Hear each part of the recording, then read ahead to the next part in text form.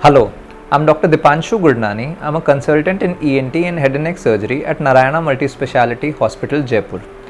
आज हम लोग म्यूकर माइकोसिस के बारे में बात करेंगे। आप लोगों ने बहुत कॉमनली म्यूकर माइकोसिस या ब्लैक फंगस के बारे में न्यूज़ पर या फिर अखबार में पढ़ा होगा।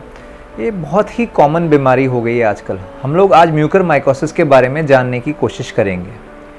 म्यूकर माइकोसिस एक तरीके का फंगस है जो हमारे नॉर्मल एनवायरनमेंट में भी मिलता है। ये जैसे किसी टेबल पर डस्ट पड़ी है या कहीं कोई कचरा कूड़ा है वहाँ पर कॉमनली मिलता है, लेकिन ये सीधा बॉडी में इन्फेक्ट नहीं करता है।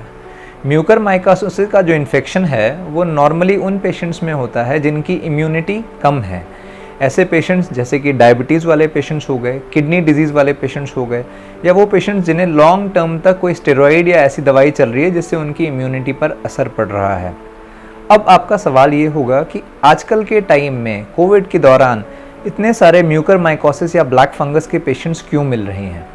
दरअसल उसके कुछ कारण हैं।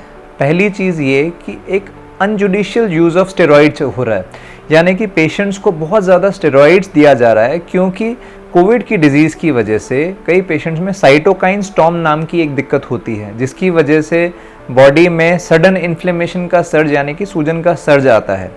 उस सर्ज को कवर करने के लिए आपके फिजिशियन आपको स्टेरॉइड की दवाई देते हैं और अनफॉर्चुनेटली वो स्टेरॉइड की वजह से ये म्यूकर माइकोसिस का ग्रोथ बढ़ता है।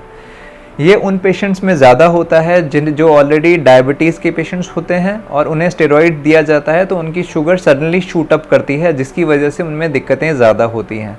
प्लस कुछ पेशेंट्स ऐसे भी होते हैं जिनमें पहले की बीमारी के बारे में पता नहीं हो, लेकिन वो अनडायग्नोस्ड डायबिटीज़ लेके चलते रहते हैं और उनमें स्टेरॉइड देने की वजह से सडनली बीमारी बढ़ जाती है या फ्लेयर अप हो जाती है।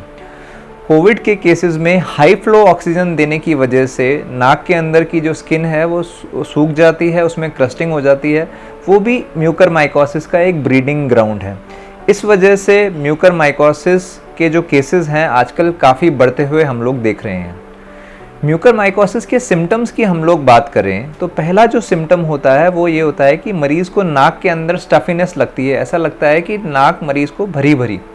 इसके अलावा नाक के अंदर क्रस्टिंग हो सकती है, नाक के अंदर से खून आ सकता है, मरीज़ को चेहरे या आँख के आसपास वाले हिस्से में स्वेलिंग आ सकती है, नाक में से बदबू आ सकती है या फिर बदबू वाला डिस्चार्ज निकल सकता है।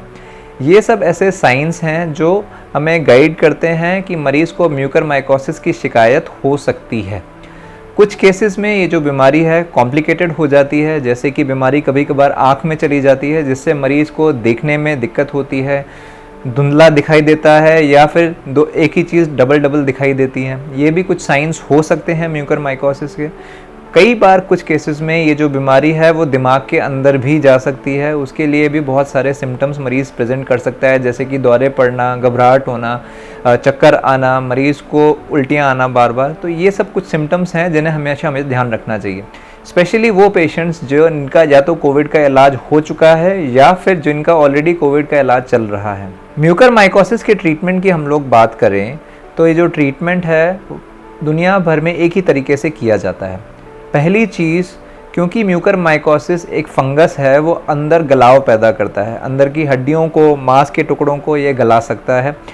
उस गलाव को साफ़ करना ज़रूरी है। वो गलाव हम लोग साफ़ नहीं करेंगे तो म्यूकर माइकोसिस की जो दवाई है उसका असर नहीं आएगा। इस चीज़ को हम लोग मेडिकल टर्म्स में डेब्राइडमेंट बोलते हैं। डेब्राइडमेंट एंडोस्कोपिकली यानी कि दूरबीन की सहायता से किया जाता है और ये आपके जो नज़दीकी ईएनटी सर्जन है वहीं कर पाएंगे। एक बार बीमारी को निकाल दिया जाता है, उसके बाद माइक्रोस्कोपिक लेवल पर जो बीमारी बची हुई होती है, माइक्रोस्कोपिक लेवल पर जो स्पोर्स बचे हुए होते हैं, उन्हें ख़त्म करने के लिए मरीज़ को एंटी फंगल दवाइयाँ दी जाती है। उनमें सबसे ज़रूरी जो दवाई है वो है लाइपोसोमल एम्फोटेरिसिन बी।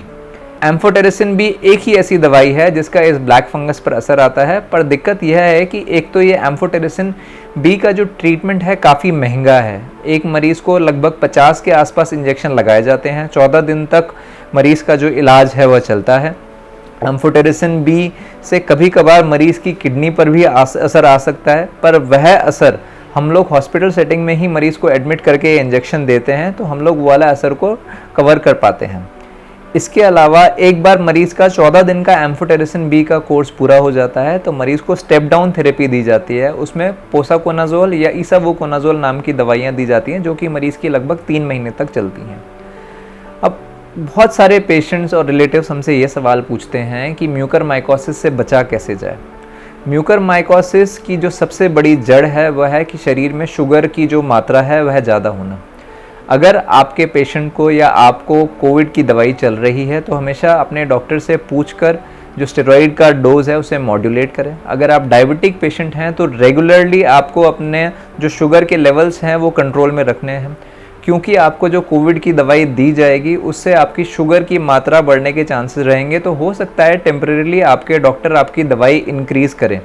अगर ये दवाई कुछ टाइम के लिए इंक्रीज़ करनी पड़े और उससे आपकी शुगर कंट्रोल होती है तो उसमें आपका कोई नुकसान नहीं है। कोशिश करेंगे कि नाक के अंदर ड्राइनेस नहीं रहे, तो सलाइन नेज़ल ड्रॉप्स या नॉर्मल नेज़ल ड्रॉप्स आपके जो डॉक्टर रिकमेंड करें वो आप नाक के अंदर डालें, जिससे नाक के अंदर की जो स्किन है वो मॉइस्ट रहे, जिससे क्रस्टिंग ना बने, क्योंकि क्रस्टिंग ही इस फंगस का ब्रीडिंग ग्राउंड होता है। अगर आपको पहले जो हम लोगों ने सिम्टम्स बताए थे वो सिम्टम्स जैसे कि नाक बंद रहना, नाक में से ब्लीडिंग होना, हेडेक रहना, फेशियल कंजेशन रहना, आँख के आसपास में सूजन महसूस होना, इनमें से कोई भी दिक्कत होती है तो तुरंत अपने नज़दीकी ईएनटी डॉक्टर से संपर्क करें और अपनी नाक का चेकअप करवाएं ताकि ये बीमारी अर्ली स्टेज में डायग्नोस हो सके। कोशिश करें कि अगर आपके नज़दीकी ऐसे किसी रिलेटिव को भी ऐसी दिक्कत है तो उन्हें भी तुरंत डॉक्टर के पास एग्जामिनेशन के लिए लेके जाएं। यह बीमारी का ट्रीटमेंट संभव है, लेकिन जब तक हम लोग इस बीमारी को अर्ली स्टेज में नहीं पकड़ते हैं तो बीमारी के कॉम्प्लिकेशन होने की संभावना थोड़ी सी ज़्यादा है। आशा है आपको यह वीडियो पसंद आया होगा। हो सकता है अगर आपके म्यूकरमाइकोसिस के बारे में और कोई सवाल जवाब हैं तो आप हमें कमेंट सेक्शन में पूछ सकते हैं। Thank you.